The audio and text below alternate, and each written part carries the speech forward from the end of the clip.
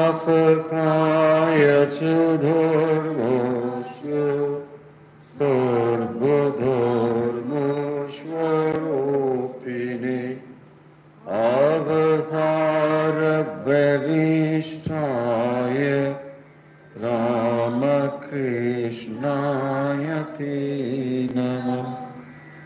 धरणीं शारदां देवीं रामकृष्णं जगद्गुरुं पादपादमे तयोः श्रित्वा प्रणमामि मुहुर्मुहुः। नमः श्रीयतिराजाय विवेकानन्दसूरये सच्चित्सुखस्वरूपाय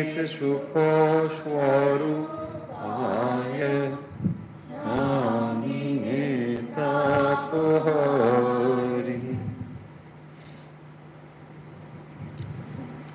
ঠাকুর মা স্বামীজির প্রিয় ভক্ত অনুরাগীবৃন্দ, আজকে অনুধ্যানে আপনাদের সবাইকে আন্তরিক স্বাগত জানাচ্ছি।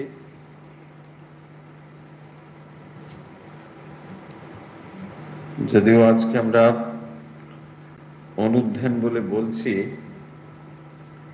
আসলে আজকে যেহেতু সরস্বতী পুজোর রেশ এখনো কাটেনি, তাই সরস্বতীকে সামনে রেখে মানে বই পাঠ করা অন্য কিছু, এটা একেবারেই অনুচিত। ফলে আজকে যদি ছুটি হয় খুবই ভালো হয়, কারণ কেউ কেউ তো বই সরস্বতীর কাছে জমাই দিয়ে দিয়েছে, তাই না? একদম ছোটবেলায় এরকমই শুনতাম যে সরস্বতী পুজো মানে ওই একদিন দুদিন, তারপরে 4 দিন হলেও প্রতিদিন পড়াশুনো আর হবে না, অনধ্যায় অধ্যয়ন করা বন্ধ থাকবে। এসব ফাঁকিবাজি ব্যাপার। যাই হোক, এসব ছিল, হ্যাঁ এসব ছিল যে আজকে কিছুতেই পড়াশোনা করা যাবে না, কারণ সমস্ত বইপত্র সরস্বতীর কাছে জমা পড়ে গেছে। তো যাই হোক, আমরা আজকে একটুই পড়বো, খুব বেশি হয়তো পড়বো না। ভগবদ গীতার আমরা যে অংশটি পড়ছিলাম সেটি ত্রয়োদশ অধ্যায়, এবং ত্রয়োদশ অধ্যায়ের প্রায় শেষের দিকেই আমরা পড়ছিলাম। ত্রয়োদশ অধ্যায়ের শেষের দিকে যে কয়েকটি শ্লোক বাকি আছে, এগুলি আজকে একটু পড়ব, কিন্তু খুব বেশি আজকে পড়ব না। অল্প যা পড়েছি ওগুলো একটু রিক্যাপ করব, একটু হালকাভাবেই পড়ব। তো যাই হোক, এভাবেই আমরা আজকে অনুষ্ঠান ভেবেছি। যারা অবশ্য কালকে সরস্বতী পুজো, আজকেও কোথাও কোথাও সরস্বতী পুজো কেউ কেউ করছেন, তার জন্য অনেকে হয়তো আজকেও ব্যস্ত আছেন। তো জানি না আপনারা আজকে লাইফে কজন আছে জানি না। যাই হোক, আমরা শুরু করছি আজকের ভগবদ গীতা। ভগবদ গীতার ত্রয়োদশ অধ্যায় শুরুতেই আমরা তাহলে যে শ্লোকটি পড়ে গীতা পাঠ শুরু করি, আসুন সেটা আমরা এখন পাঠ করে নিই। তারপরে খুব খারাপ কিছু নেই, এখনো সামনে দেখতে পাচ্ছি আমরা, মানে দূর থেকে যারা লাইভে আছেন 316 জন এখনো পর্যন্ত জয়েন করেছেন, আর সামনে তো যারা থাকেন রয়েছেন। আসুন তাহলে আমরা শুরু করছি শ্রীমদ্ ভগবদ গীতা। ওম বসুদেব সুতং দেবম कंसचाणूरमोदनं देवकी परमानन्दं कृष्णं वन्दे जगद्गुरुम्। শ্রীমদ্ ভগবত গীতায় যেহেতু আমরা প্রভাতিতে গীতা পাঠ করছি, ফলে গীতা পাঠ হয়তো আপনাদের অনেকটাই সহজ হয়ে গিয়েছে বলে আমার অন্তত ধারণা। অনেকে গীতা পাঠ করতে পারেন, হয়তো গভীরে অর্থ সহজ হয়তো না বুঝতে পারেন, কিন্তু পাঠ করতে অনেকে শিখে গেছেন বলে আমার ধারণা। তাই এখন আর গীতা পাঠ অংশটুকু করছি না, আমরা বরং এর অর্থ এবং ব্যাখ্যা এই বিষয়েই আলোচনা করব। যে জিনিসটি ত্রয়োদশ অধ্যায়ের মনে রাখার, যে এখানে শুরু হয়েছিল কতগুলো বিষয় দিয়ে। অর্জুন একেবারে শুরুতেই ভগবানের কাছে কতগুলো প্রশ্ন রেখেছিলেন যে সেইগুলো তিনি জানতে চান। অনেকেই এখন আমাদের সঙ্গে দূর থেকে বিশেষ করে রয়েছেন, আমি সেই জন্য আজকে বোর্ড টোর কিছু আর নিয়ে আসিনি। বোর্ড থাকলেই সামনে একটা পড়া পড়া ভাব এরকম মনে হবে, তাই জন্য আজকে বোর্ড নেই, খুব ক্যাজুয়াল হইতে আমরা একটু জিনিসগুলো আলোচনা করব। তো যাই হোক, আপনারা তো গীতা পাঠ শিখে গেছেন, অনেকে করছেন, নিয়মিত করছেন, এটা বুঝতে পারি, কারণ প্রভাতিতে এখন অনেকেই যোগদান করছেন। বেশ সংখ্যাটা অনেক সময় অনেকটাই বেশি, মানে 1000-ও ক্রস করে যায়। ফলে এটা ভালো যে আপনারা এটা পড়ছেন, খুব ভালো। আর এখন আমরা এটা একটা শুরু করেছি খুব সম্প্রতি, যে 5টি করে শ্লোক অর্থ সহ বলে দিচ্ছি, যাতে আপনাদের বুঝতেও সুবিধা হয়, এবং একটা শ্লোক প্রায় 3 বার করে পড়া হচ্ছে, যাতে দুটো শ্লোক একবার করে ধীরে ধীরে, আবার তারপরে আমরা সেটাকে পড়ে দিচ্ছি। এখন আমাদের যারা লাইভে আছেন তাদের কাছে একটা প্রশ্ন দিয়ে আমরা শুরু করে দিই। প্রশ্নটি হচ্ছে, আপনারা লিখে ফেলুন, অর্জুন কোন প্রশ্ন দিয়ে এই অধ্যায়টি শুরু করেছিলেন। মানে অর্জুন শুরু করেননি, মানে এই অধ্যায়ের শুরুতে অর্জুন কোন প্রশ্নটি করেছিলেন। এই যে ত্রয়োদশ অধ্যায় ক্ষেত্র ক্ষেত্রজ্ঞ বিভাগ যোগ, এখানে অর্জুনের কোন প্রশ্ন ছিল, এটা আমাদের আজকের প্রশ্ন। এখন লাইভের প্রশ্ন, যারা লাইভে আছেন তারা এই প্রশ্ন উত্তর পাঠিয়ে দিন। আমরা বরং কথা শুরু করি। যে এবং এই সমগ্র অধ্যায়টি যে প্রশ্ন অর্জুন করেছিলেন তারই উত্তর দেওয়া হয়েছে, এবং যে বিষয়গুলো, আমি নামটা বলছি না কারণ যারা উত্তরটা আপনারা দিচ্ছেন, যে বিষয় অর্জুন জানতে চেয়েছিলেন ভগবান তার এক এক করে উত্তর দিয়ে দিয়েছে। আমরা যে পর্যন্ত এ পর্যন্ত যতটুকু পড়েছি তাতে উত্তরগুলো দেওয়া হয়ে গিয়েছে, এবং এই উত্তর দেওয়ার পরে তারপরেও তিনি আরো কিছু কথা বলছেন। ভগবান আরো বলছেন যে এই যে আত্মা, সেটি এই শরীরের মধ্যে থাকে। এই কথাটা আগেও আমরা বলেছি, এবং এখানেও তিনি বলছেন, যেমন আপনাদের শ্লোক রেফারেন্স যদি দেখেন, 32 শ্লোকটা দেখুন, শরীরস্থপি কৌন্তেয় ন করতি ন লিপ্যতে, তাই না? এই কথাটা বা এই ভাবটা কিন্তু ভগবদ গীতাতে বহুবার এসেছে। ব্যাপারটা কি, শরীরস্থপি শব্দটি হচ্ছে শরীরস্থ।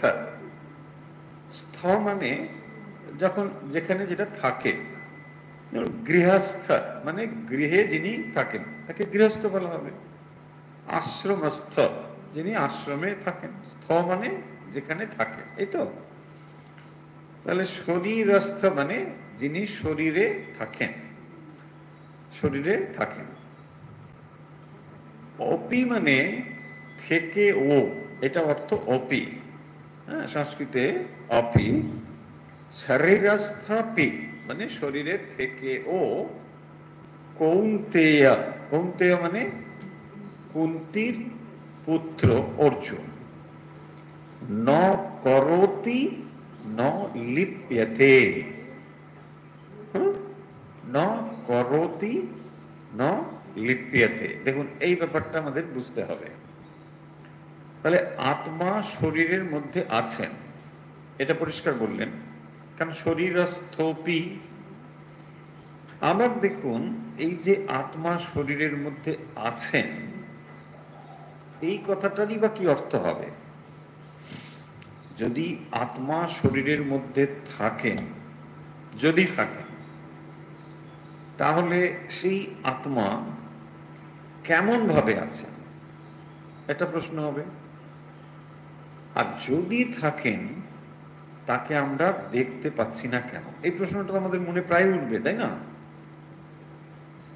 এখন যদি আত্মা থাকেন, এখানে বলা হচ্ছে শরীরস্থপি, শরীরে যদি আত্মা থাকেন, ধরুন শরীর মানে আমরা কি দেখলাম, একটা অনেকগুলো জিনিসের একটা সম্মিলন, তাকে তো আমরা শরীর বলছি। হাত আছে, পা আছে, মানে আমরা যদি বলি ইন্দ্রিয় রয়েছে, এইসব নিয়ে একটা শরীর। তার মানে শরীর মানে হচ্ছে একটা কম্বিনেশন অফ মেনি থিংস, অনেক কিছু যোগফল নিয়ে একটা জিনিস। এখন এই যে অনেকগুলো নিয়ে একটা জিনিস তৈরি হয়েছে, তার ভেতরে আরেকটা জিনিস আছে, এটা তো বলা হচ্ছে। যখন বলি বালতিতে জল আছে, তাহলে বোঝাই যাচ্ছে যে বালতি আর জল এটা থাকবে তার মধ্যে, ঠিক আছে, তাই না?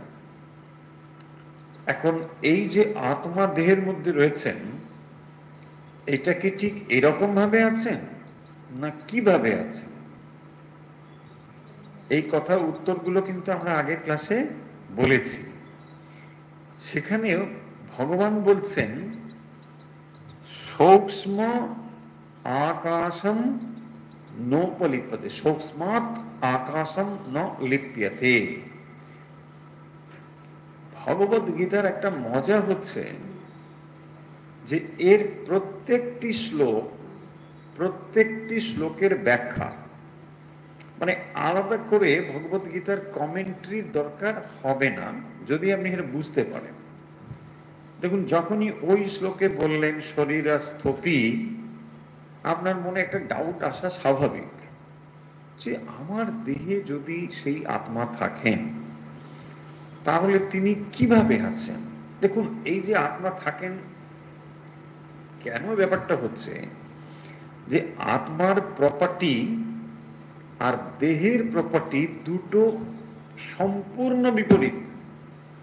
লক্ষ্য করুন, কারণ দেহটা হচ্ছে পরিবর্তনশীল জিনিস, তার জন্ম আছে, তার পরিবর্তন আছে, তার ডিকে আছে, ধ্বংস আছে, মৃত্যু আছে। কিন্তু তার ভেতরে এমন একটা জিনিস আছে যার জন্ম হয় না, মৃত্যু হয় না, কোনো পরিবর্তন হয় না, এই তো বলা হয়েছে। ফলে একটা জিনিস, এমন একটা জিনিস দিয়ে কভার আপ করা হয়েছে যেটার পরিবর্তন হয়, কিন্তু ওই জিনিসটার কোনো পরিবর্তন হয় না। তখনই আমাদের মনে প্রশ্ন আসবে যে তাহলে সেইটি কিভাবে আছে, তাই না? স্বাভাবিক প্রশ্ন আসবে।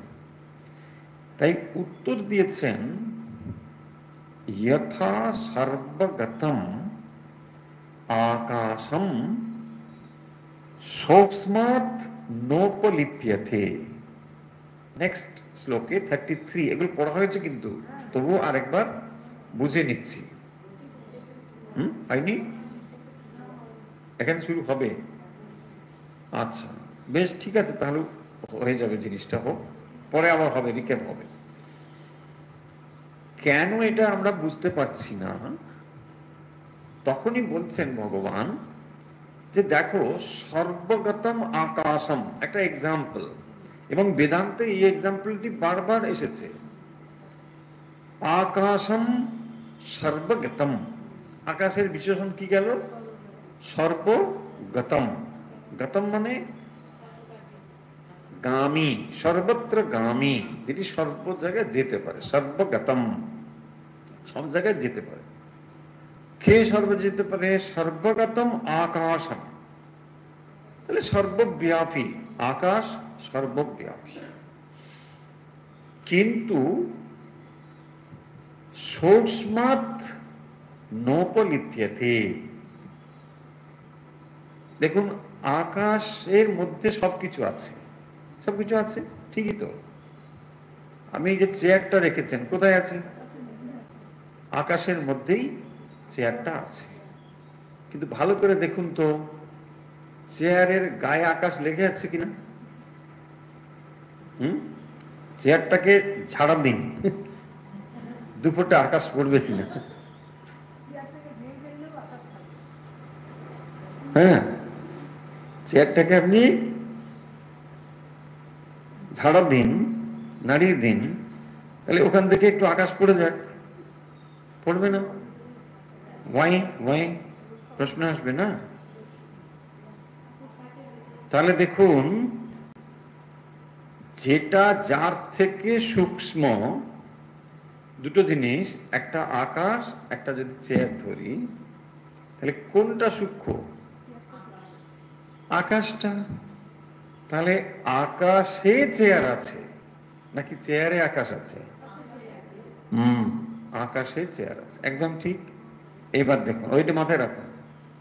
এবার দেখুন আপনি আকাশে আছেন না আকাশ আপনার ভিতরে আছে? আমি, যারা দূর থেকে শুনছেন, এখানে যারা আছেন তারা আকাশে আছেন বলে বলছেন। এখন না, আমাদের উত্তর তো ওরা শুনতে পাচ্ছে না, তাই বলে দিচ্ছি। দেখুন আকাশে যদি আপনি থাকেন তাহলে সর্বব্যাপী একটা আকাশ, তার ভেতরে আপনি আছেন। কিন্তু মজা দেখুন, আপনার ভেতরেও আকাশ আছে। আপনি চেয়ারের মতো একটা বস্তু নয়। চেয়ার একটা, ধরুন চেয়ারটাকে যদি বাদ দিয়ে এখন এইটা একটা জিনিস দেখেন, এর বাইরে ভেতরে বলে আপনি বলতে পারেন এর বাইরে সবকিছু, কিন্তু আপনি তো এরকম একটা সলিড জিনিস নন। আপনার ভেতরেও নবদ্বারে পুরে দেহি, তাই না? তো নবদ্বার পুরের মধ্যে আপনি আছেন, ওখানে বাতাসও আছে, আছে না? ভাবুন এই নবদ্বার পুরে মানে বেলুনটার চারিদিকে কিন্তু ছিদ্র আছে, অথচ বেলুনটা বাতাস বেরিয়ে যাচ্ছে না। মজা না? হ্যাঁ, চৈতন্য কোথায়? সে তো কাশীপুরে আছে। চৈতন্য, চৈতন্য না। দেখুন তাহলে মজাটা কিরকম। এই নবদ্বার সম্পন্ন পুরে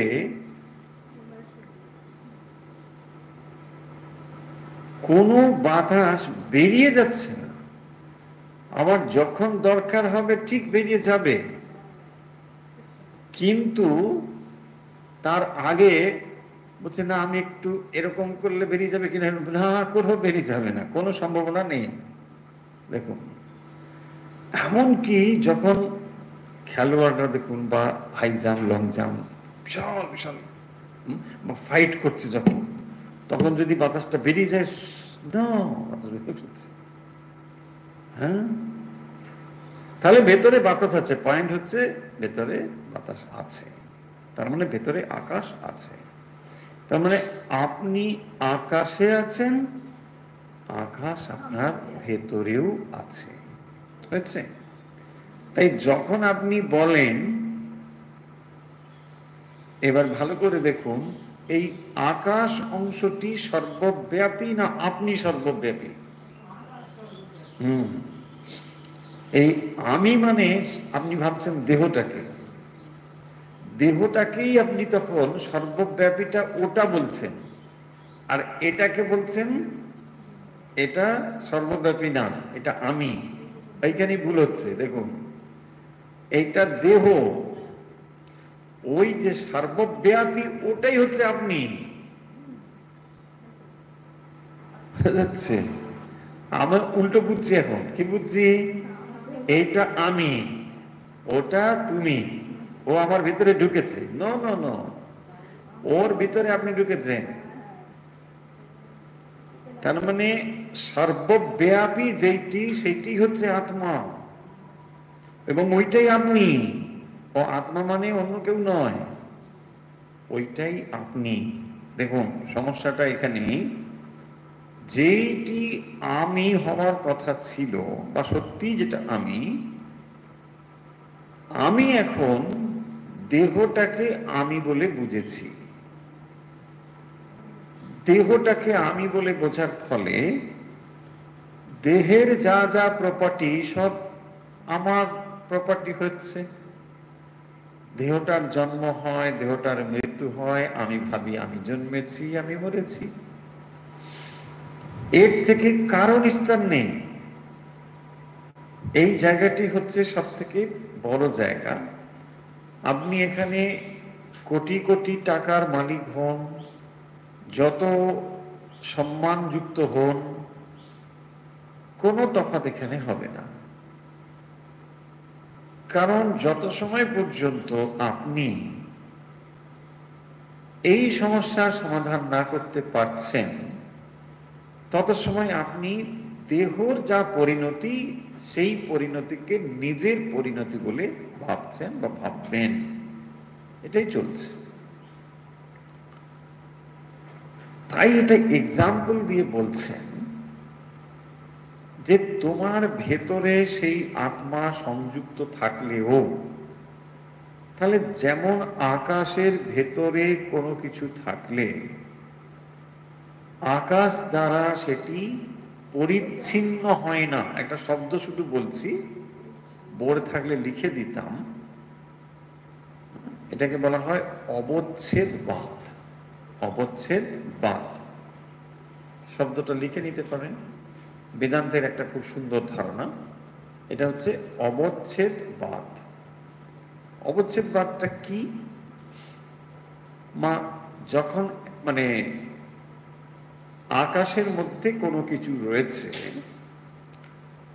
তখন আকাশ কি তাকে পরিচ্ছিন্ন করলো? এই জায়গাটা পরিচ্ছিন্ন করা মানে, একটু সহজ করে বুঝুন, যে যখন আপনি একটা ঘট নিন, তাহলে বুঝতে পারবেন, কেন ঘটের ভেতরে শূন্যতা আছে। ঘটের ভেতরে যখন আকাশটাকে দেখছেন, তখন আকাশ এবং ঘট, এই যে দুটো, আপনি কি বলছেন না ঘটের মধ্যস্থিত আকাশ, এই তো বলেন কথাটা। দেখুন, খুব ধীরে ধীরে বলছি যাতে জিনিসটা বুঝে নিতে পারা যায়। হয়েছে আলোচনা, নতুন কিছু নয়, কিন্তু তবুও এই জিনিসগুলো ভগবদ গীতাতে যখন পড়ছি তখন আমাদের জানতে হবে যে যখন আমরা ঘটের মধ্যের আকাশটাকে লক্ষ্য করছি, তখন ঘটটা যেমনই হোক না কেন, আকাশ কি তার গায়ে লেগে আছে? আকাশের দ্বারা কি ঘট পরিচ্ছিন্ন হচ্ছে? এই হচ্ছে ব্যাপার। যদিও দেখুন, আমরা বলছি ঘটাকাশ মঠাকাশ বলি, কিন্তু আকাশ তো তার গায়ে কোথাও লেগেনি, তাই না? এইটিকে বলছেন সৌক্ষ্মাৎ, মানে সূক্ষ্মতার জন্য। সর্বগতম আকাশম নোপলিপ্যতে, যেহেতু এটা সূক্ষ্ম বলে তার দ্বারা অবচ্ছিন্ন হয় না, তার জন্য এটা অবচ্ছিন্ন হবে না, আলাদা হয়ে যাবে না, কারণ এটা এতটাই সূক্ষ্ম।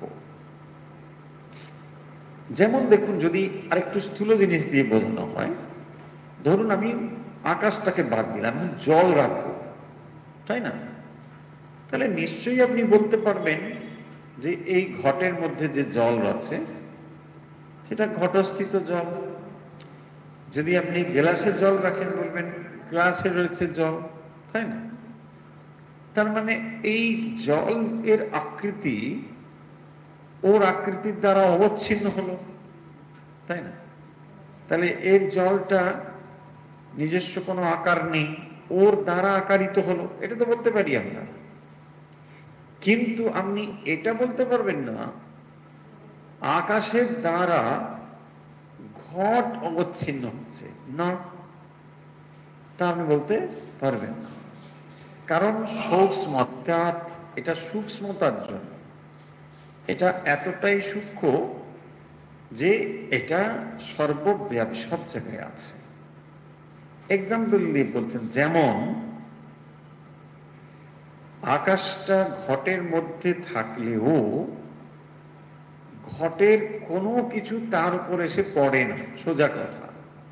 দেখুন, ঘটের দোষ গুণ আকাশের সঙ্গে কোনোভাবে যুক্ত হয় না, হয় না।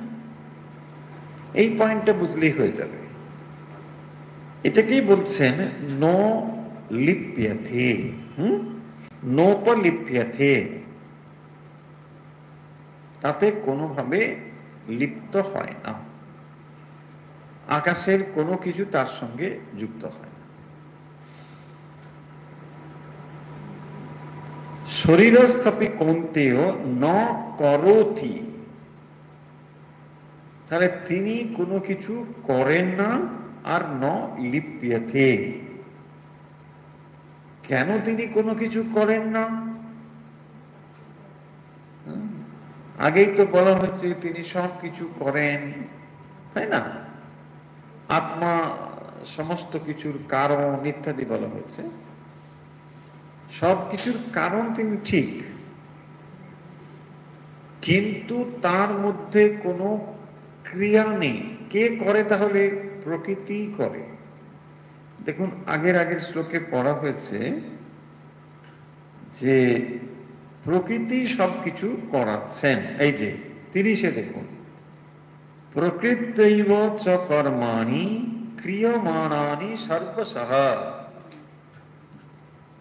প্রকৃত্যৈব চ কর্মাণি ক্রিয়মাণানি সর্বশঃ।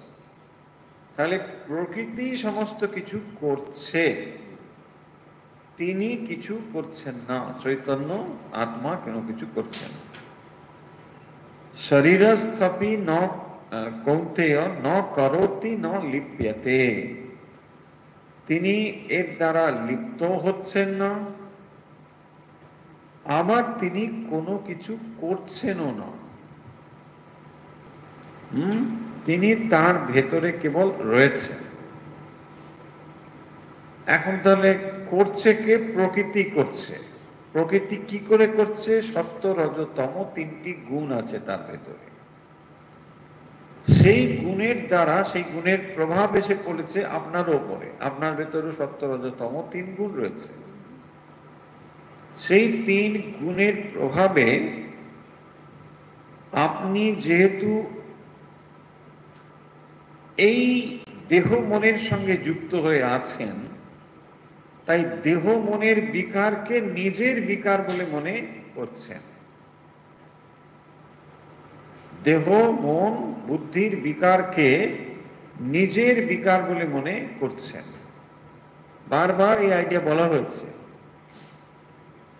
তার ফলে আমরা নিজেরা কর্তৃত্ববোধ উপলব্ধি করছি, কিন্তু যিনি ব্রহ্মজ্ঞ পুরুষ, তিনি এই শরীরের মধ্যে থেকেও তিনি স্পষ্টতই অনুভব করেন তিনি কোনো কিছুর কর্তা নয়। কেন এটা অনুভব করছেন? কারণ ওই আত্মার যে স্বরূপ কোনো কিছুর কর্তৃত্ব নয়, এইটা তখন তার নিজের স্বরূপ হয়। তাহলে এই শরীরের মধ্যেও এমন একটি জিনিস রয়েছে, তাকে আত্মা শব্দ বলা হচ্ছে। আপনার এখন শব্দ কেবল মাত্র, তাই না? আমরা তো জিনিসটা না উপলব্ধি করলে বুঝতে পারবো না, কিন্তু তাকে বোঝানো হচ্ছে একটা শব্দ দিয়ে, সেটা আত্মা। ঠিক আছে, সেই জিনিসটি এই সমস্ত কিছুর থেকে সম্পূর্ণভাবে ন লিপ্যতে, কোনো কিছু দ্বারা লিপ্ত হচ্ছে না।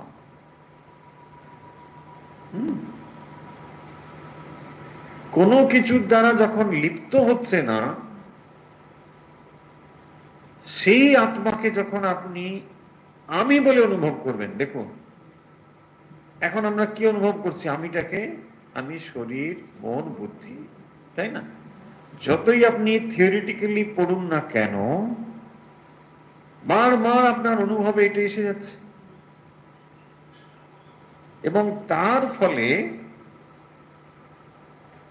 আমরা ওই জিনিসটিকে কিছুতেই উপলব্ধি করতে পারছি না। কিন্তু যিনি এটাকে উপলব্ধি করতে পারছেন, তিনি শরীর, মন, বুদ্ধির থেকে নিজেকে পৃথক রূপে অনুভব করছেন, এবং তিনি এটা তখন অনুভব করেন যে ইন্দ্রিয় তার কাজগুলো করছে, মন তার কাজগুলো করছে, কিন্তু তিনি সম্পূর্ণ পৃথক রয়েছেন। এখন এই পৃথকত্বটাকেই বোঝানোর জন্য বলছেন, যেমন সর্বগতম আকাশম নোপলিপ্যতে। এক্সাম্পল, তখন এক্স্যাক্টলি ওই জিনিসটা কি সেটা আপনি অনুভব করতে পারবেন। তার কাছাকাছি জিনিসটাকে দিয়ে আপনাকে বোঝানো হচ্ছে। যেমন সর্বগতম আকাশম, আকাশ সর্বগত, কিন্তু সেটা নোপলিপ্যতে, কোনোভাবে সেটা লিপ্ত হচ্ছে না। আকাশ কোনোভাবেই কোনো কিছুর দ্বারা লিপ্ত হচ্ছে না। ঠিক সেই রকম ভাবে এর দ্বারা কোনোভাবে প্রভাবিত হবে না। এই জিনিসটি সর্বত্র অবস্থিত দেহে তথাত্মা নোপলিপ্যতে। এই যে সর্বত্র অবস্থিত, এই দেহে সর্বত্র অবস্থিত আছে,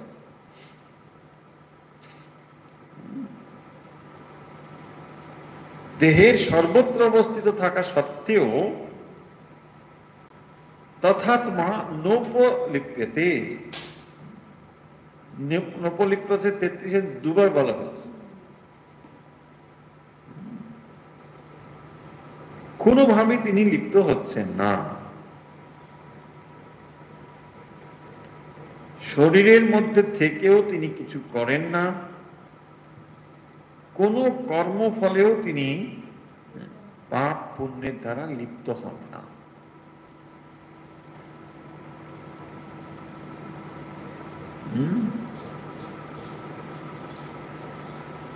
মানুষ কর্মের দ্বারা কোন কর্মকে ভালো, কোন কর্মকে মন্দ, এই অনুযায়ী সে পাপ অথবা পুণ্যের হিসেব করছে। এটা করে আমার ভালো হলো, এটা করে মন্দ হলো, ইত্যাদি। কিন্তু চৈতন্য আত্মা, তিনি যেহেতু কর্মের দ্বারা প্রভাবিত হন না, তাই তার পাপও নেই, পুণ্য নেই। দেখুন, সহজেই বুঝতে পারবেন, আপনি যদি অগ্নিকে বলেন তুমি এই বাড়িটা কেন পুড়িয়ে দিলে, তোমার পাপ হয়েছে, অগ্নি বলবেন এতে আমার পাপও নেই, পুণ্য নেই, তাই না? বলবেন যেদিন দরকার হচ্ছিল তুমি হোমের সময় আমাকে ডাকলে, আমি গিয়ে তোমার কাঠগুলো জ্বালিয়ে দিলাম, সেদিন তো তুমি ভালোই বলেছিলে, তখনও আমি কিছু বলিনি। তুমি খুব পুণ্য কর্ম করছো বলে নিজে নিজে ভাবলে, তখনও কি আমি বলেছি পুণ্যের ভাগ দাও? বলিনি। আজ যখন খারাপ হচ্ছে বলে বলছো, আমি কিছু জানি না, সোজা কথা। হ্যাঁ, অগ্নি বলবে আমি কিছু জানি না। নপলিপ্যতে, তার দ্বারা কোনোভাবেই সে লিপ্ত হচ্ছে না। কারণ আপনি পাপ ও পুণ্য কোন অ্যাঙ্গেল থেকে বলেন? কোন একটা কাজকে আপনি একটা নির্দিষ্ট দৃষ্টিকোণ থেকে সেটাকে পাপ বলছেন অথবা পুণ্য বলছেন। যখন এটা আপনার উপকারে লাগে বা অন্যের উপকারে লাগে আপনি বলছেন ভালো কাজ। আবার ওই একই কাজ অন্য সময় অপকার দিলে পরে সেটা খারাপ হবে, তাই?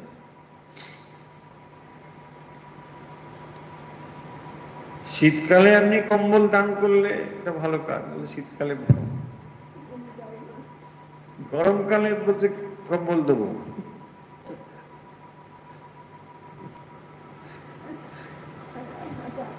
তাই না? বলছে গরমকালেই আপনি বলছেন আপনাকে না হট ওয়াটার দেবো, আমি গিজারে স্নান করতে হবে। বলছি বাবারে বাবারে, তাই না?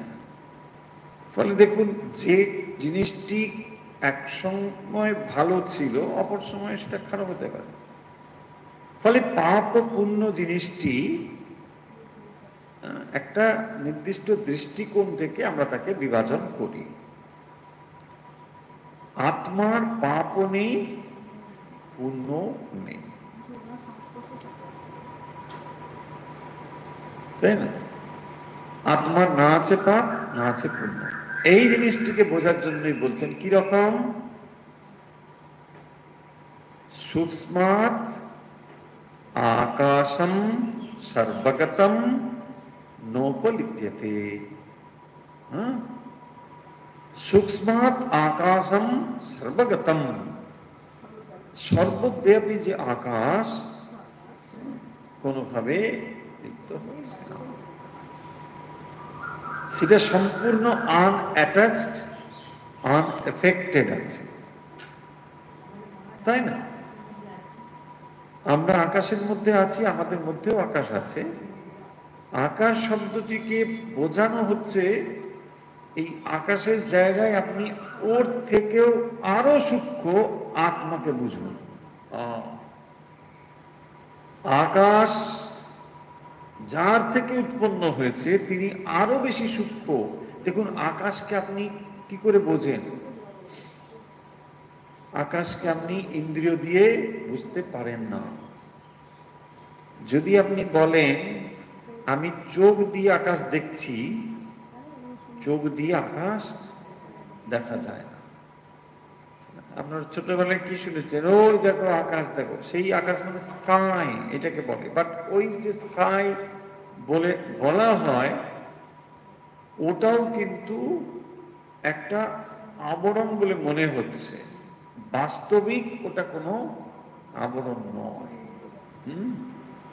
নীল আকাশ, তাই না? আমরা বলছি নীল আকাশ, না নীল দেখছেন দূর বলে, ওটা কোনো আকাশ ভালো গেল।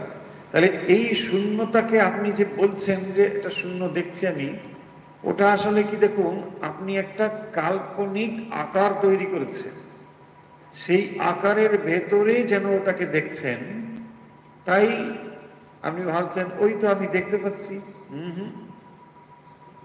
আপনি যে ঘটের ভেতরে আকাশকে দেখেন, আসলে ঘটটাকে আগে দেখেন, সেই জন্য আপনি মনে মনে কল্পনা করছেন ওর ভেতরে যে শূন্যতা আমি তাকে দেখছি, তার একটা আকার আছে, কিন্তু তার কোনো আকার নেই, এবং সেটাকে কোনো ইন্দ্রিয় দিয়েও আপনি বুঝতে পারেন না। দেখুন কি মজা। এবারে এই যে আকাশ, এর থেকেও বহু বহু সূক্ষ্ম অবস্থার নাম চৈতন্য, যার থেকে এটি উৎপন্ন হয়েছে। আমাদের বোধগম্যতা যতদূর যায় ওই আকাশ পর্যন্ত, এর বেশি আর যাবে না। সেই জন্য দেখবেন ওখানে উপনিষদে সৃষ্টির কথা বলতে গিয়ে আকাশ থেকে বলা হয়েছে। তসমাৎ বা এ তসমাৎ আকাশ সম্ভূত, তসমাৎ বা এ তসমাৎ, তাসমাত বা এ তাসমাত, তাসমাত সেই থেকে, বা এ তাসমাত বা এর থেকে। কেন দুটো কনসেপ্ট?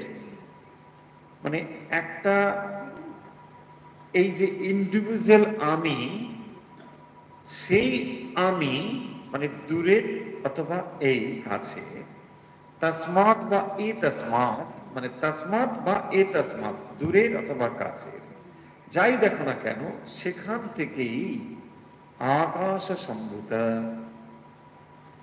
আকাশাত বায়ু, বায়ু অগ্নি, হ্যাঁ, অগ্নি আপ, অদ্ভ্য পৃথিবী, পরপর বলা হচ্ছে।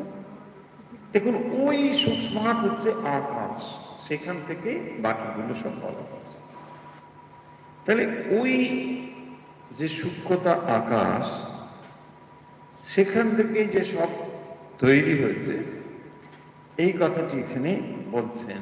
এবং এখানে যেটি বলছেন যে আকাশ নোপলিপ্যতে, আকাশ কোনো কিছুকে লিপ্ত করে না।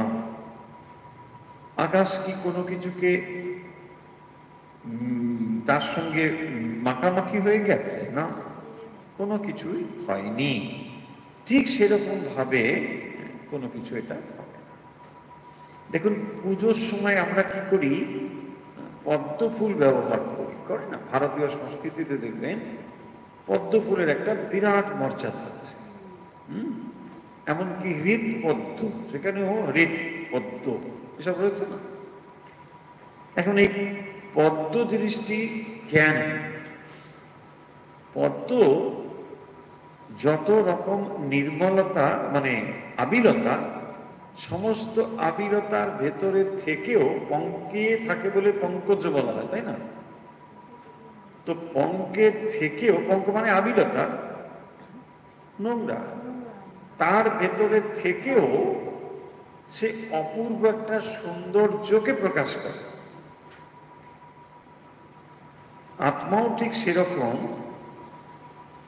এত কিছুর ভেতরে থেকেও কোনো কিছুর দ্বারা লিপ্ত হয় না। দেখুন কি সুন্দর একটা মানে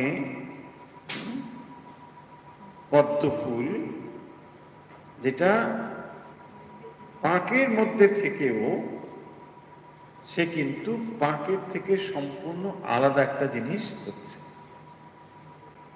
তার মানে দেহ মন বুদ্ধির আবিলতা কোনোভাবেই আত্মাকে প্রভাবিত করতে পারে না, এই কথাটা মনে রাখতে হবে। তাহলে চোরের আত্মা সাধুর আত্মায় কোনো তফাৎ আছে? ঠিক তো নেই তো? পরে আবার প্রশ্ন হবে, সাধুর আত্মাতে একটু অগুরু অগুরু গন্ধ আছে, হ্যাঁ, চোরের আত্মায় কিছু চোর চোর গন্ধ আছে, নেই তো? দেখুন আত্মাতে কোনো গন্ধ নেই। কেন গন্ধ না? নোপলিপ্যতে, কোনোভাবেই সেটি লিপ্ত হয় না। তাহলে একটি মানুষের যে ব্যক্তিত্ব বলে আমরা বলি যে এই মানুষটি এইরকম, সেইটা কেবল তার শরীর মন বুদ্ধির প্রকাশটাকে আমরা বলছি। শরীর মন বুদ্ধির প্রকাশটাকেই আমরা একটা ব্যক্তিত্ব বলে বলছি। সেখান থেকেই ইনি একজন মানুষ, উনি একজন মানুষ, এইরকম সব বলা হয়, তাই না? কিন্তু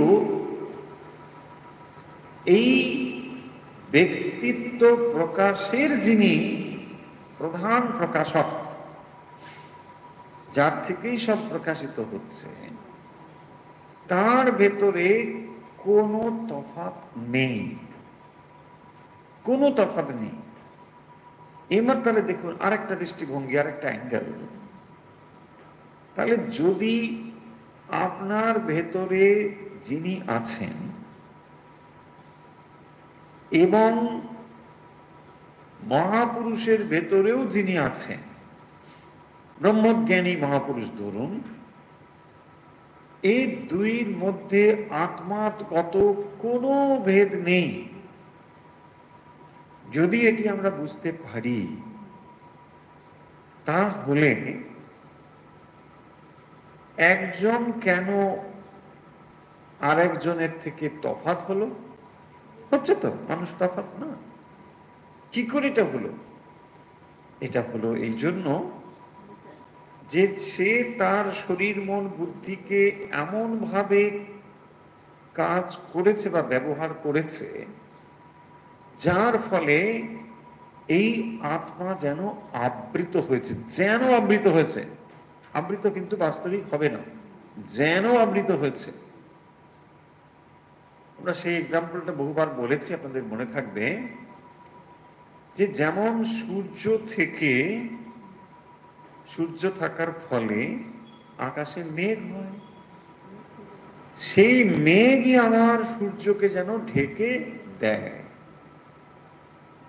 ঠিক একই রকম ভাবে এতে সূর্যের কোনো ঢাকা পড়া হচ্ছে না, সেইটি জ্বলজ্বল করছে।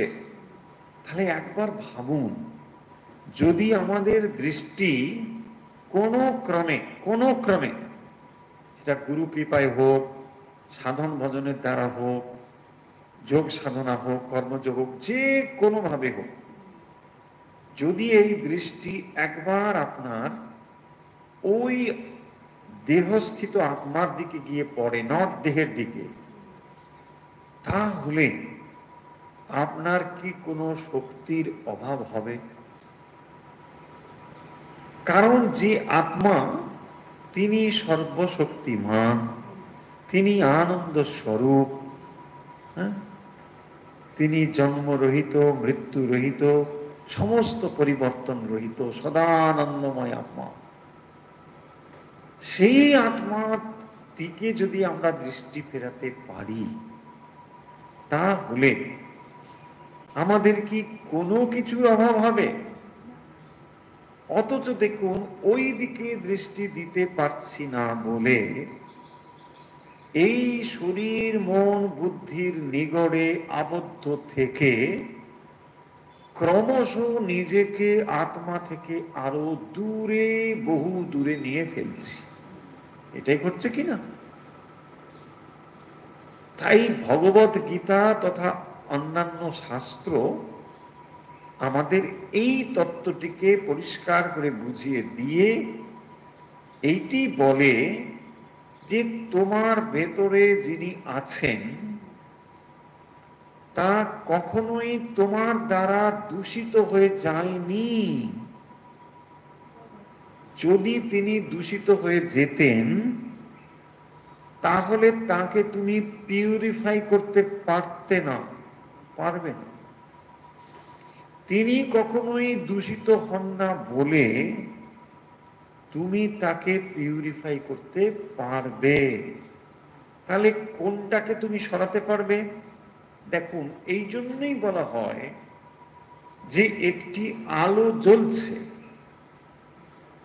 এই আলোটা যদি না জ্বলতো আপনি কিছু করতে পারতেন না। আলোটা জ্বলছে, তবু আপনি অন্ধকার দেখছেন চারিদিকে। ভাবুন, মনে মনে একটা হাইপোথেটিক্যাল সিচুয়েশন ভাবুন, যেখানে আলোটা জ্বলছে অথচ আপনি অন্ধকার অন্ধকার অনুভব করছেন। কেন?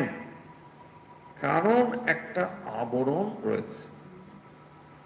আপনার কাজ হচ্ছে আবরণটাকে কোনোভাবে সরিয়ে ফেলা। আলোটাকে জ্বালতে হবে না, কারণ আলো আপনি জ্বালতে পারবেন না। আলো আছে বলেই আপনি আলো দেখছেন, অন্ধকারও দেখছেন। আপনি যে অন্ধকার অনুভব করছেন, এই অন্ধকারের অনুভবের কর্তাও তিনি। তিনি না থাকলে আপনি অন্ধকার অনুভব করতে পারতেন না। তাই সেইটুকু সরিয়ে ফেলার জন্যই এত কথা বলছেন যে আত্মা কখনোই এই শরীরস্থ হয়েও নোপ লিপ্যতে, কখনোই লিপ্ত, এইটি বলছেন।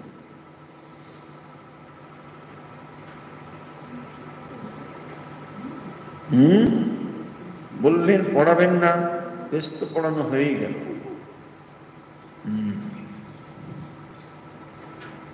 অনেকে উত্তর মনে হয় লিখে লিখে দিয়েছিলেন। যাই হোক, উত্তরগুলো ঠিক হলেই ঠিক আছে। উত্তরগুলো বলে দিই, আপনারা মিলিয়ে নিন, তাহলে ভালো হবে।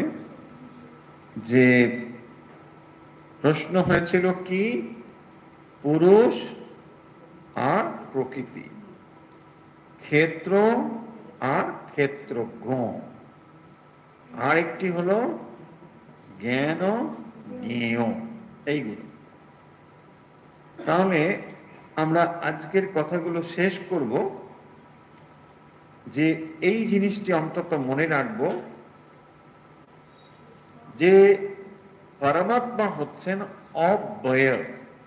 কারণ বলছেন পরমাত্মা অয়ম অব্যয়। দেহ যেটা পরিণাম প্রাপ্ত হবে, কিন্তু তার ভেতরে যিনি আত্মা, তিনি পরিণাম প্রাপ্ত হবেন না, তিনি অপরিণামী। এখন আমরা যে মরণশীলতা অনুভব করছি, এর কারণ মরণশীল জিনিসের সঙ্গে আমরা যুক্ত আছি বলে।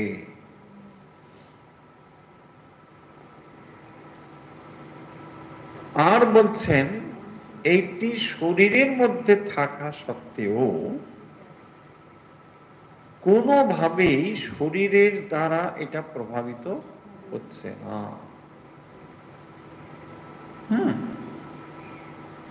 কোনোভাবেই হচ্ছে না।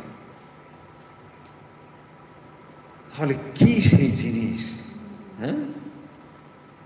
একটা হলো অবচ্ছিন্নবাদ বা অবচ্ছেদবাদ। আর একটু ছোট্ট শব্দ বলেই আজকে কথা শেষ করব, সেটি হচ্ছে প্রতিবিম্ববাদ। এটা আগেও বলা হয়েছে। এই দুটো আইডিয়া বা এক্সাম্পল এই জিনিসটিকে মনে রাখার জন্য সহজ, খুব সুন্দর। একটা বলা হচ্ছে কি, অবচ্ছিন্ন হচ্ছে না, অবচ্ছেদবাদ। মানে ঘটের মধ্যে যে আকাশ, তারপরে মঠের মধ্যে আকাশ, ধরুন যদি অনেকগুলো ঘট রাখি, ঘটের তারতম্য অনুযায়ী কোনটা ছোট কোনটা বড়, এটা তো হবে। তাতে আমাদের কি মনে হবে? আকাশটা কোথাও ছোট কোথাও বড় মনে হবে না? এটা তো খুব স্বাভাবিক হবে। এই জন্যে এই যে উপমাটি ভগবান স্বয়ংই উপমা দিয়েছেন, একটু পরেই শেষ শ্লোকটা বলছি। সেখানে বলছেন একটা সূর্য যেমন সব জায়গায় পড়ে, সমস্ত কিছুকে উদ্ভাসিত করে, ঠিক সেরকম ভাবে এক আত্মাই সকলের ভেতরে আছে। দেখুন কি হলো, অবচ্ছেদবাদের মধ্যে যেহেতু আপনি দেখছেন ঘটগুলো আলাদা আলাদা, তাই আপনার মনে হবে যে আচ্ছা ঘটের সঙ্গে আকাশের না হয় কোনো নলিপ্যতে বুঝলাম, এটা বুঝলাম, কিন্তু এটা তো ঠিক বোঝা যাচ্ছে না যে একটা ঘটের ভেতরে যে আকাশ আর একটা ঘটের ভেতরে যে আকাশ, এই দুটো আকাশ যে এক, এটা ঠিক বোঝা যাচ্ছে না। কারণ আমরা বলতে পারি যে ঘটের মধ্যে আকাশটা, ওই ঘটের মধ্যে আকাশটা সব আলাদা আলাদা আকাশ, তাই না? এটা আমাদের মনে হতে পারে। এখান থেকেই একটা মতবাদ আছে, বহু আত্মা মতবাদ, দার্শনিক মতবাদ, এগুলো অনেক ব্যাপার রয়েছে এখানে। খুব সিম্পল ওয়েতে আমরা বলছি, কিন্তু এই নিয়ে অনেক অনেক সব ব্যাপার আছে। বহু আত্মা, বহু আত্মাবাদ। বেদান্ত বলেন আত্মা এক, কিন্তু অন্য ফিলসফি এটাকে ডিনাই করে, হচ্ছে অনেক আত্মা আছে, তা নয়। কিন্তু যাই হোক, তাদের তো একটা স্ট্যান্ড পয়েন্ট আছে। তারা এখান থেকেই বলবেন যে ঘটের ভেতরে যে আকাশগুলো, অনেকগুলো ঘর তো অনেক আকাশ, তাই না? তাহলে অনেক আত্মা। এইটাকেই বলা হবে, মানে এটাকে নিগেট করার জন্য, এটাকে কাউন্টার করার জন্য, সেটা হচ্ছে প্রতিবিম্ববাদ। প্রতিবিম্ববাদ হচ্ছে না বিম্ব প্রতিবিম্ব। তাহলে একটা মূল সূর্য, সেখান থেকে তার রিফ্লেকশন এসে পড়ছে, হয়েছে।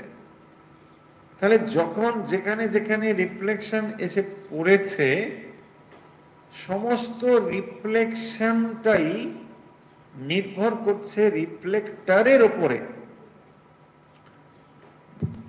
একটা হলো সত্য সূর্য, আর এগুলো হলো প্রতিবিম্বিত সূর্য। সেই প্রতিবিম্বিত সূর্যগুলোকে দেখে আমরা কখনো কখনো এই সিদ্ধান্ত করছি যে বোধহয় সূর্য অনেক, সূর্য অনেক নয়। যেমন দেখুন, যদি ওখানে জলটা আপনি লাল রঙের দেন, সূর্যকে আপনি একটা লাল দেখতে পারেন। জলটি যদি হলুদ রঙের দেন, বস্তুটা রিফ্লেকশন তাই দেখবেন। ফলে সূর্য কখনো লাল নীল হলুদ হচ্ছে না, সূর্য যা তাই। অথচ যে বস্তুর উপরে প্রতিবিম্বিত হচ্ছে, তার ফলে তাকে আমরা তেমন দেখছি, তাই না? আপনি পুকুর পাড়ে গিয়ে দাঁড়িয়ে দাঁড়িয়ে দেখছেন গাছগুলো নড়ছে, গাছের পাতা নড়ছে, দেখেন না? আপনি যদি না দেখে থাকেন, দেখবেন। পুকুর পাড়ে গিয়ে দাঁড়াবেন, দেখবেন হ্যাঁ, তাল গাছ, নারকেল গাছ সব নড়ছে। কে নড়ছে? জল নড়ছে। হ্যাঁ, গাছ নড়ছে? গাছ নড়ছে না। বোঝা যাচ্ছে না? বোঝা যাচ্ছে? তাহলে যদি গাছ নড়ছে না, আসলে কে নড়ছে? জল নড়ছে। তাহলে জল নড়লে যেন গাছ নড়ছে মনে হয়। তাহলে দেখুন, সেই আত্মা যার মধ্যে কোনো কিছু ক্রিয়াশীলতা নেই, রিফ্লেকশন যার উপরে পড়ছে তার ডিস্টরশন অনুযায়ী প্রতিবিম্বটাকে ডিস্টর্টেড মনে হচ্ছে, হচ্ছে কিনা? অথচ আত্মার মধ্যে কোনো পরিবর্তন কিছু নেই। এইটাকে বলছেন প্রতিবিম্ববাদ। তাহলে যখনই আপনি অনুভব করছেন আমি আছি, আমি করছি, এই যে রিফ্লেকশন, তাকে বলা হবে রিফ্লেক্টেড কনসাসনেস, প্রতিবিম্বিত চৈতন্য।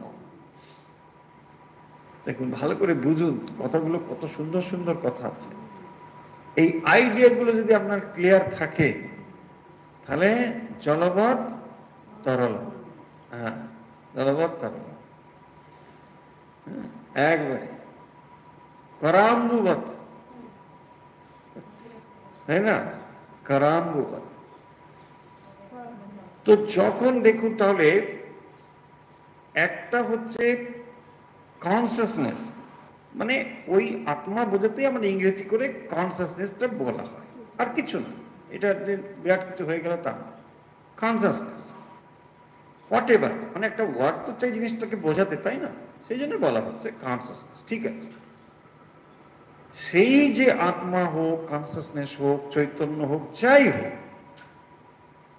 তারই প্রতিবিম্বটা এসে পড়েছে আপনার উপরে।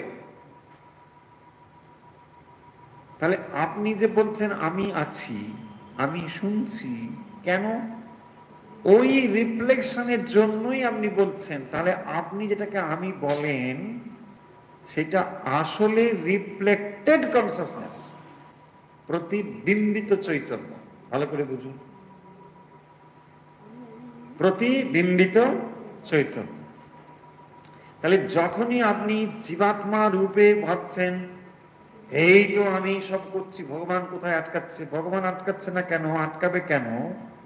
কারণ তুমি যে আমিটা অনুভব করো সেটা রিফ্লেক্টেড কনসাসনেস। এই রিফ্লেক্টেড কনসাসনেসের জন্য তুমি লাফালাফি করছো, কিন্তু আসল চৈতন্যটা হচ্ছেন সূর্যের মতো। তিনি আছেন, তাই সর্বত্রই তার আলো পড়েছে, তাই সব কিছু আলোকিত দেখাচ্ছে। তাহলে যত সময় পর্যন্ত সমস্ত কিছু আলোকিত দেখাচ্ছে, আলোকিত দেখালেও সেটা নিজস্ব আলো নেই বা নয়, এটা হচ্ছে প্রতিবিম্বিত, রিফ্লেক্টেড লাইট। বোঝা গেছে?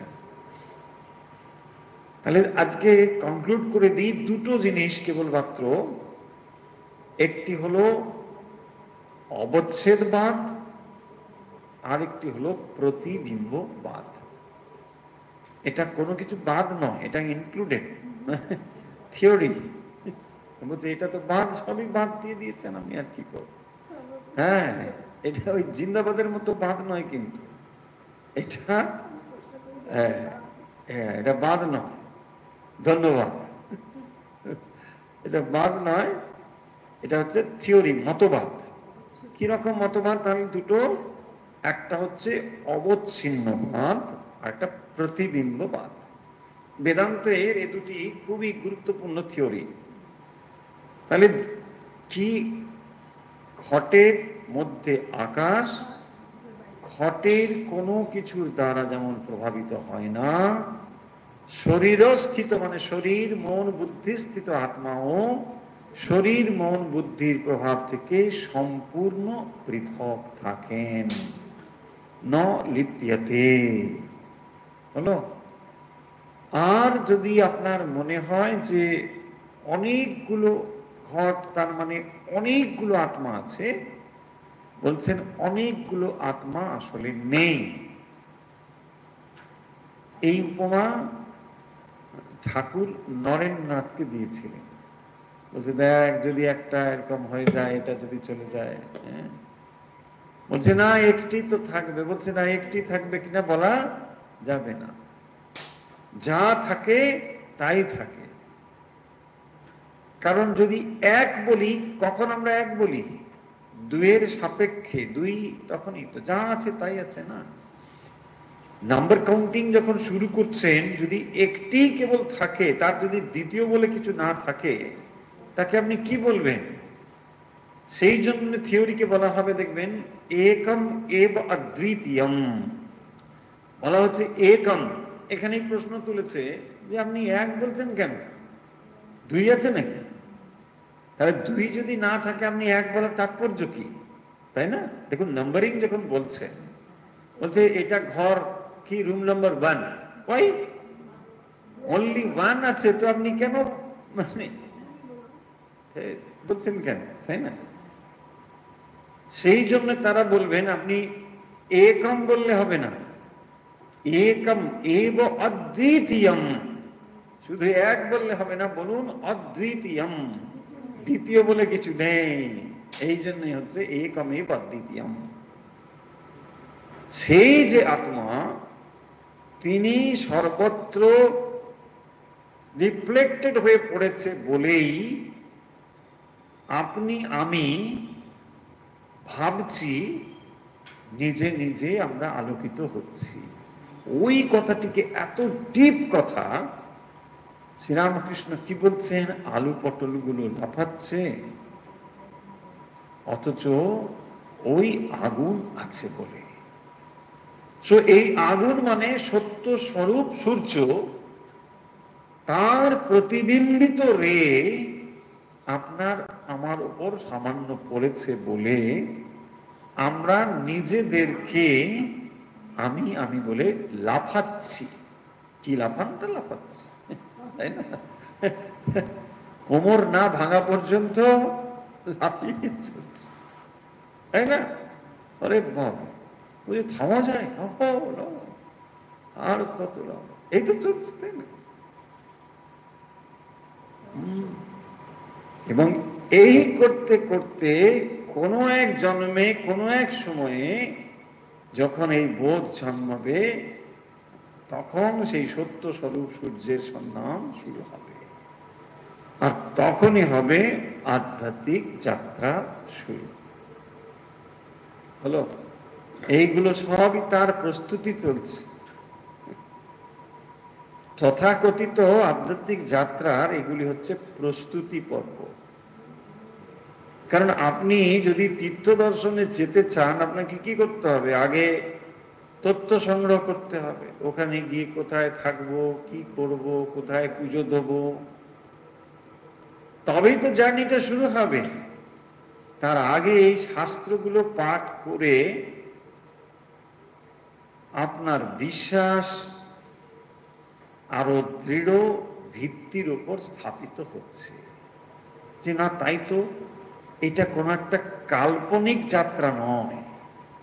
দেখুন, যদি এটি কাল্পনিক ব্যাপার হতো, আপনার কিছুদিনের মধ্যেই মোহভঙ্গ হয়ে যেত, তাই না? বলতে দূর দেখলাম, অনেক ডেকেছে, অবশ্য কারো কারো এরকম হয়, অনেক ডেকেছে, আরো হবে না, চলো তার থেকে খাই দেয় ঘুমাই, ব্যাস ঠিক আছে, সেটা আলাদা ব্যাপার।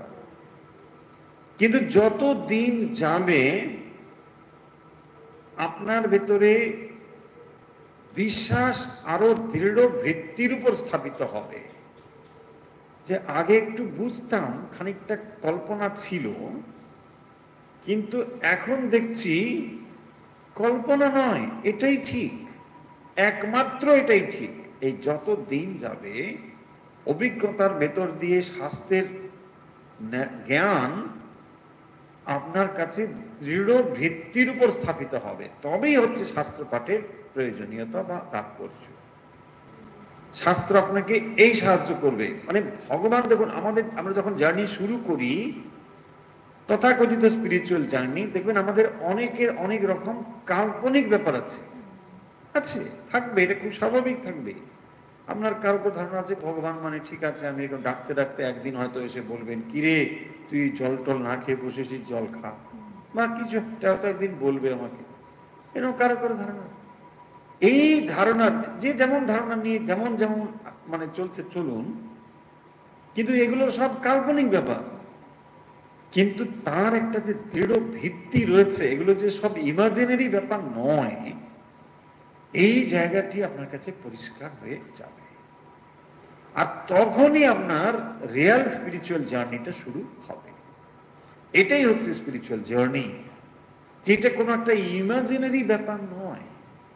শুরুতে আপনার নানা রকম হাবিজাবি ভাবনা থাকতে পারে, ভগবান হয়তো তিনি বৈকুণ্ঠে থাকেন, তিনি ওখানে আছেন, সেখানে আছেন, এই বললে তিনি এই করবেন, সেই বললে আসবেন, এটা করবো না, করলে যদি কিছু পাপ লেগে যায়, ওটা লেগে যায়, এই হাওয়াই বহু কিছু জিনিসপত্র আছে, কুসংস্কার সংস্কার নানা কিছু আছে, ঠিক।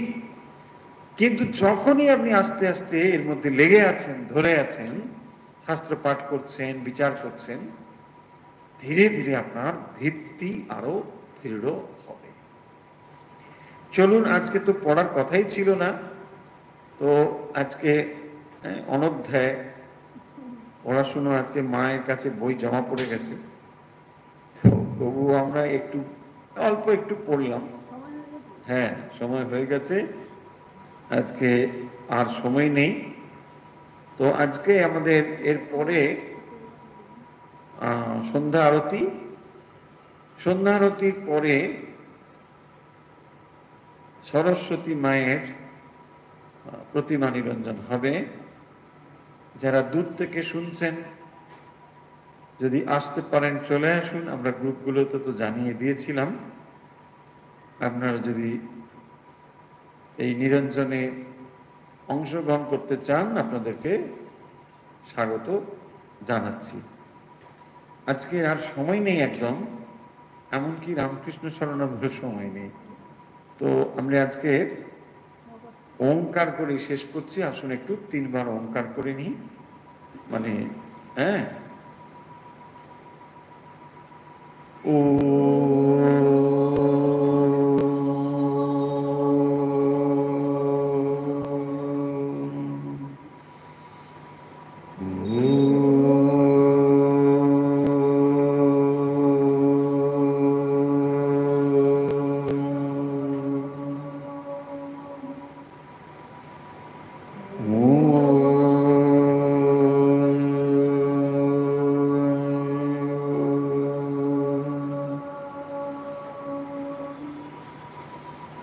হরি ওম তৎসৎ। তাহলে আজকের মতো অনুধ্যান এখানে শেষ করছি। যে যেখান থেকে আমাদের সঙ্গে যুক্ত রয়েছেন ঠাকুরমা স্বামীজির ভক্ত অনুরাগী, আপনাদের সকলের শারীরিক, মানসিক ও আধ্যাত্মিক বিকাশ প্রার্থনা করে যে প্রার্থনা নিত্য করি, আজও সেই প্রার্থনা করছি। সর্বেত্র সুখিনো সন্তু, সর্বে সন্তু নিরাময়া, সর্বে ভদ্রাণি পশ্যন্তু, মা কশ্চিৎ দুঃখ ভাগ ভবেৎ। ওম শান্তি, ওম শান্তি, ওম শান্তি।